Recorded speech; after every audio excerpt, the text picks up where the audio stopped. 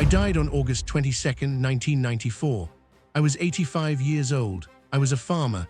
I had been a farmer before the war, and I went back to being a farmer after it, and that is the version of my life I considered the real one. The other part, the part you are here for, I did not discuss. Not at dinner, not with journalists, not with the men who wrote to me asking what it felt like. I did what needed doing, and I came home, and I got back to work, and I considered that the correct response to the situation. I am going to tell you about it now because you are asking, and because I am past the point of minding. Before the war, I managed sheep stations in New Zealand, Canterbury, high country, work that required patience and physical toughness and the ability to make decisions quickly in conditions that did not wait for you to feel ready. I was 32 years old when the war started. I was not young, and I was not particularly interested in glory. I went because it was the right thing to do, and because New Zealand was going, and I was the kind of man who goes when going is required. What I'm about to tell you, there are 2 Victoria Crosses, 2 separate actions, 2 separate citations, 2 separate occasions on which the army looked at what I had done and decided it warranted the highest decoration they could give. I am the only combat soldier in the recorded history of military conflict to have received it twice. I want to be precise about that, twice in combat for separate actions. I did not seek either of them. I was not performing for a citation. I was doing what the situation required, and the situation on both occasions required rather a lot. But the number is not the point. The number is what people remember because numbers are easy. What I want to tell you is what it actually was, what Crete was, what the desert was, what it is to keep moving when the correct medical advice would be to stop. Crete, May 1941. The Germans had come from the air, paratroopers, thousands of them, dropping into the olive groves and the rocky hillsides and the specific brutal terrain of a Greek island that had no intention of making anything easy for anyone. We had been retreating through Greece before this. We were tired in the specific way that comes from being pushed back continuously, not broken, but carrying the accumulated weight of ground given up, positions abandoned, the arithmetic of a campaign that was going the wrong direction. I did not find retreat agreeable.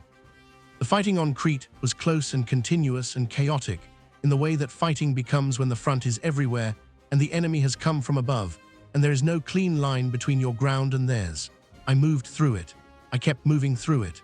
I had men with me in positions to take, and a very clear understanding that stopping was not useful, and that the enemy responded to pressure the same way any force responds to pressure, by giving ground when the pressure was applied correctly.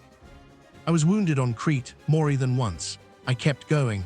I want to be plain about why, not because I was indifferent to being wounded, not because I felt nothing, but because the alternative was to stop, and stopping was not something the situation permitted.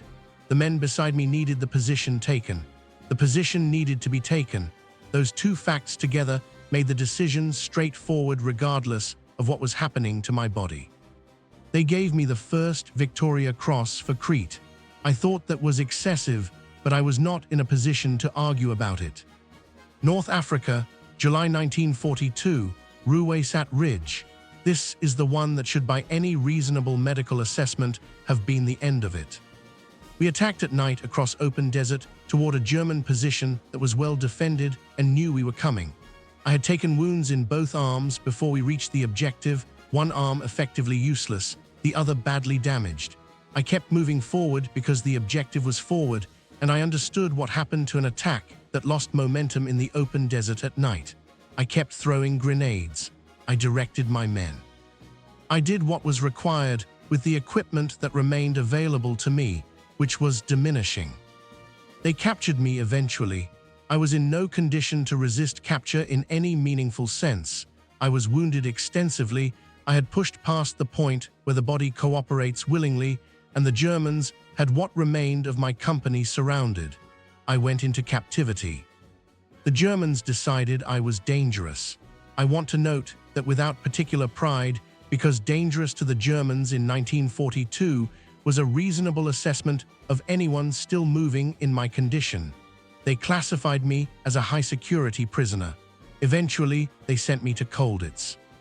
Colditz was a castle in Germany reserved for prisoners considered too escape-prone or too troublesome for ordinary camps.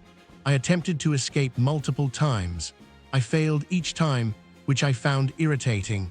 The war ended before I succeeded, which I found more irritating still.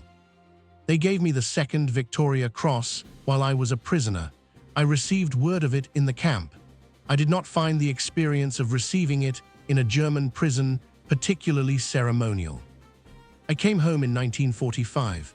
I went back to farming. People wrote to me, journalists came, publishers offered money for the story. I declined. I am aware this is the part that people find strange, that a man could do what I did and then simply not talk about it, and I understand the strangeness from the outside. From the inside, it was not strange at all. The war was over.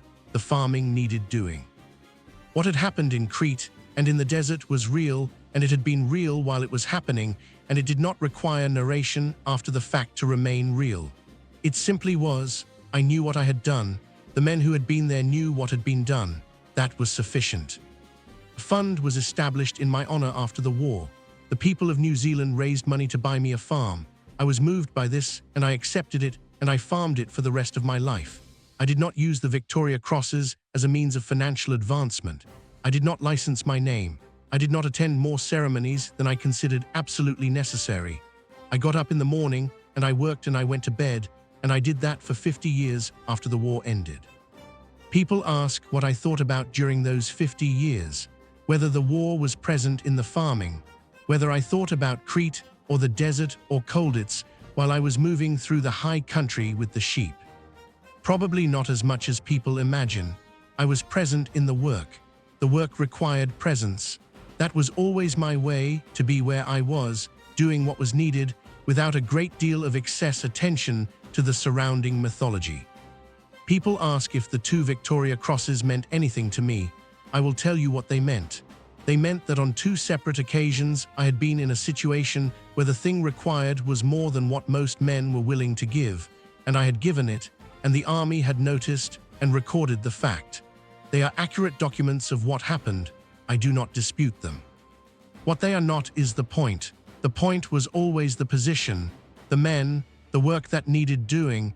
The VC is the record of the work is the thing. I was a New Zealand farmer. I went to a war.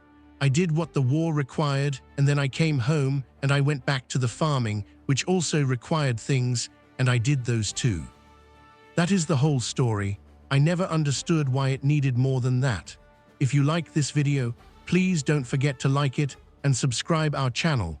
Also, don't hesitate to share your comments under this video and check all other videos of us.